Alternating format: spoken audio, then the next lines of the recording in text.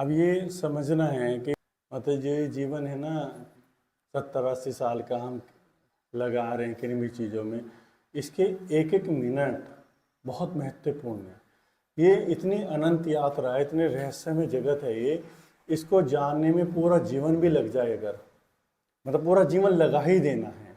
और यहाँ से तुम्हें पता लगेगा कि जो संसार है, जिस संसार को व्यक्ति बार बार जीता भी, बार बार दुखी भी होता है, परेशान भी होता है, वो छोड़ने की कोशिश करता है पर छोड़ नहीं पाता वो, तो कभी भी संसार छोड़ा नहीं जा सकता।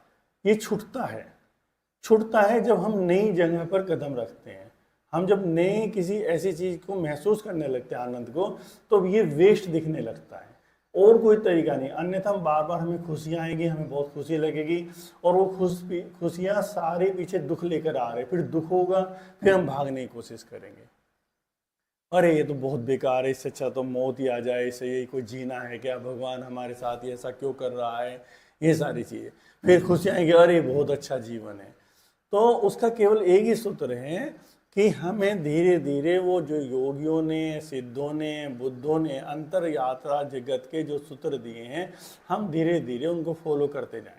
तो धीरे धीरे फॉलो करते करते हमारी समझ में आने लगता है और ये चीज़ें सहज हमसे छूटने लगती हैं, अन्यथा कोई तरीका नहीं है।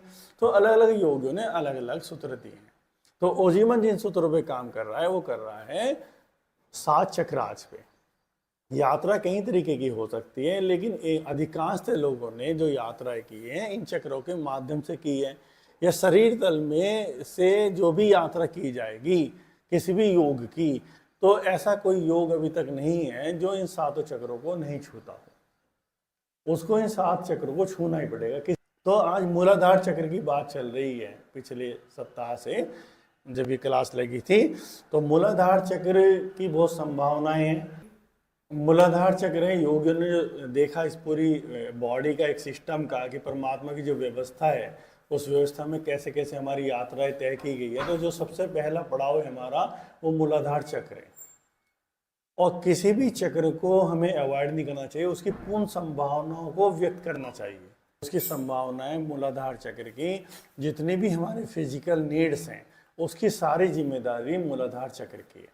जो भी हमारी ज़रूरतें हैं, क्या क्या जरूरतें हमारी, भोजन, खाना पीना, है ना, रहना, सोना, मकान, ये जो अति आवश्यक है, जो हमें जीने के लिए चाहिए। यानी कोई भी पशु पक्षी जो पहली बार किसी भी रूप में आया, उसकी जो अति आवश्यक जो जरूरत है वो भोजन और नींद है। इसी की संभावना मूलाधार चक्र की। लेकिन मूलाधार चक्र इन संभावनाओं को अकेले पूरा नहीं कर सकता। मूलाधार चक्र के पास खाली ऊर्जा है, एनर्जी है।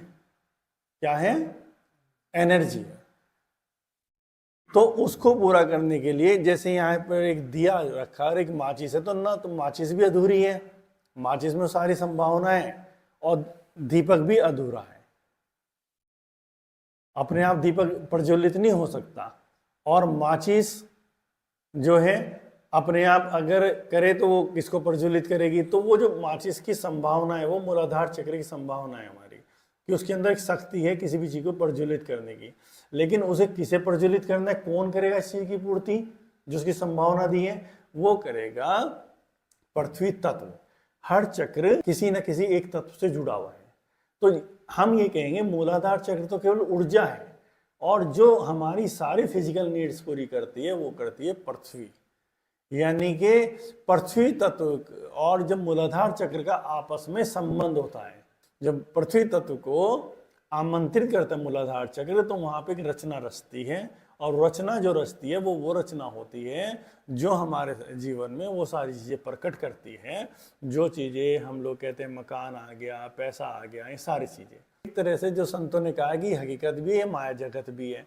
तो माया जगत इस अर्थ में है कि ये रचता है सच नहीं है, पर ये सच भी है कि जब आप जैसे मूलाधार चक्र की एनर्जी पृथ्वी तत्व के परमाणु को अपनी तरफ आमंत्रित करती है, उनके स्पंदनों को, उनसे संबंध स्थापित करती है, और उसके अंदर आपकी फीलिंग्स होती है साथ में जुड़ी हुई, तो निश्चित वो सारी चीज़ें, व्यवस्थाएं, पृथ्वी तत्व आपके लिए मकान की, पैसे की, इन सबकी व्यवस्थाएं पूरी करनी शुरू कर देता है। इतना क्लियर हो गया? इसमें कोई प्रश्न तो नहीं है, या है? समझ में आ गया आंचल? हमारे फिजिकल नीड्स की जो जिम्मेदारी दी है पृथ्वी तत्व को दी है, लेकिन पृथ्वी तत्व को आमंत्रित करके अपने चक्र पे उसको एनर्जी को फिर वो एनर्जी के साथ पूरे ब्रह्मांड में भेजना ताकि वो खींच के लाए उन सब चीजों को, वो संभावना हमारे चक्र की है। चक्र के पास ऊर्जा है, पृथ्वी तत्व के पास वो सारे रहस्य हैं। यानी पृथ्वी तत्व एक तिजोरी है जिसके अंदर सब कुछ रखा है, चक्र उसकी चाबी। तिजोरी बंद है, तिजोरी में सब कुछ है। चाबी है लेकिन अपने आप कुछ नहीं है। तो जब चाबी उस तिजोरी को खोलती है तो वो सारी चीजें प्रकट होती है जो उसकी उसमें फीलिंग्स होती है। फीलिंग्स का होना जरूरी है, क्योंकि बहुत संत होंगे जिनके ये दोनों चक्र, ये चक्र एक्टिवेट होगा, पृथ्वी तत्व उनके साथ होगा। आप देखेंगे इनके पास तो मकान में झोपड़ी में रह रहे हैं, तो उन्होंने वो फीलिंग्स उसके साथ जोड़ी नहीं। अगर जोड़ेंगे तो उसके साथ उनके साथ आनी शुरू हो जाएगी। इतना क्लियर हो गया है ना। हम धीरे धीरे कोशिश करेंगे वहां तक पहुंचने की कि कैसे कैसे हम ओजिमा के कोर्सेज को बताते नहीं आपको, ओजिमा जो समझ देना चाहते हैं, और धीरे धीरे हम प्रैक्टिकल भी करते हैं, उस साइंस पे भी काम करते हैं।